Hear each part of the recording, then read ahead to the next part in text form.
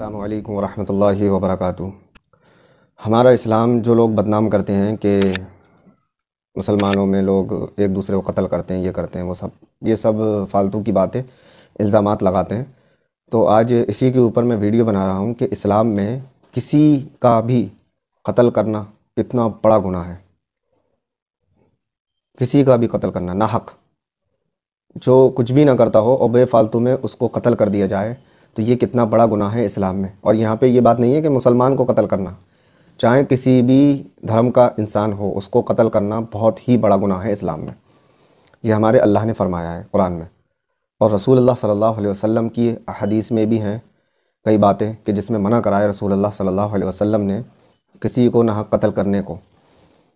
لیکن پھر بھی لوگ ہمارے اسلام کو بدنام کرنے پہ تلے ہوئے ہیں کہ اسلام میں یہ چیز غلط ہے، وہ چیز غلط ہے، یہ چیز۔ اگر انسان پوری ڈیٹیل کے ساتھ قرآن پڑھے تو اسے سمجھ میں آئے گا کہ یہ چیز کیا ہے۔ مسلمانوں میں تو صبر ہے، بس صبر کرتا ہے زیادہ تر مسلمان۔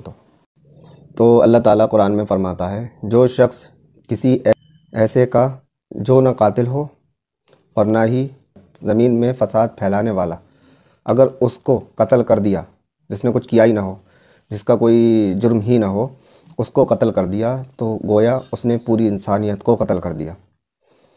اس کا مطلب یہی بنتا ہے کہ کسی بے گناہ کو، یعنی کہ اس نے کچھ کرا بھی نہیں تھا، نہ کچھ بولا تھا، نہ کوئی فساد پھیلایا تھا، اور نہ ہی وہ کسی کا قاتل تھا، اور اس کو قتل کر دیا تو گویا اس نے پوری انسانیت کو قتل کر دیا۔ یہ کون فرما رہا ہے؟ میرا اللہ۔ تو اللہ تعالیٰ تو بالکل سیدھی بات فرماتا ہے، بالکل طریقے سے۔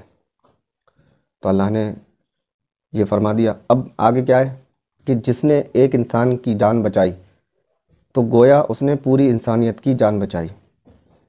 یہاں انسان کی بات چل رہی ہے، مسلم نہیں چل رہی ہے، مسلمان نہیں چل رہی ہے، صرف انسان۔ کسی کو قتل کرنا، کسی پر ظلم کرنا، یہ سب اسلام میں بہت بڑا گناہ ہے۔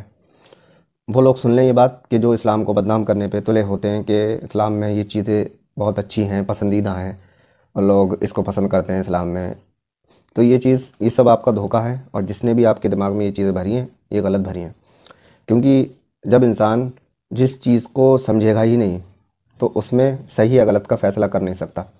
اب جیسے بائک ہے ایک، اب بائک میں کیا پرابلم ہے وہ اسے چیک کرے گا تب سمجھے گا نا، بنا چیک کرے دور سے دیکھ کر نہیں سمجھ پائے گا کہ اس میں کیا پرابلم ہے۔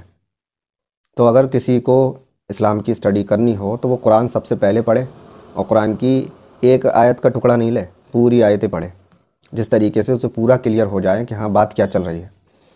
بہت سی باتیں ایسی ہوتی ہیں جو ٹکڑوں میں ہوتی ہیں، لیکن جب اسے پورا ملا کر پڑھا جاتا ہے تو بات سمجھ میں آ جاتی ہے کہ بات کیا ہے یہ۔ اسی طریقے سے لوگ آدھی آیتیں اٹھا کر اور قرآن کو غلط ثابت کرنے کی بات کرتے ہیں، لیکن اگر پوری آیت پڑھیں گے تو سمجھ میں آ جائے گی وہ۔